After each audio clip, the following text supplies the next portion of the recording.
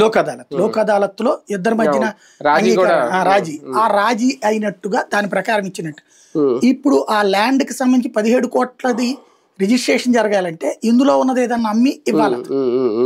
అట్లా అమ్మే ఉద్దేశం లేకపోతే ఈ విషయాన్ని ఒక సుప్రీంకోర్టు న్యాయమూర్తి గారికి చెప్తే ఆ న్యాయమూర్తి గారు చాలా మంచి ఆలోచన చేశారు, ఆ రిజిస్ట్రేషన్ డబ్బులు నేను పెట్టుకుంటానని ఆయన కష్టాజీతం డబ్బులతో రిజిస్ట్రేషన్ చేశారు.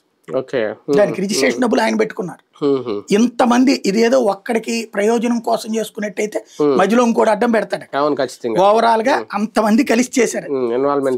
చేసిన తర్వాత అదేంటి దేవుడికి మనందరం ఇంత దేవుడికి జరిగిన అన్యాయానికి న్యాయం చేస్తున్నాం అన్న తృప్తి వీళ్ళందరిది.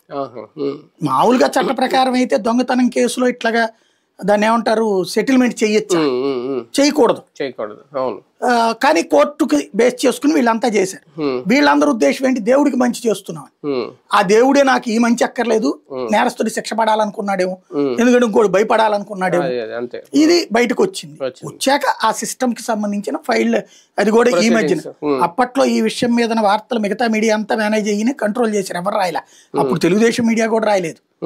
అప్పుడు ఒక్క టీవీ ఛానల్ కి సంబంధించిన ఒక రిపోర్టర్ దీని మీద మా రాయడానికి ప్రయత్నిస్తే అతని మీదన బెదిరించి అతని మీద కేసు పెట్టారు.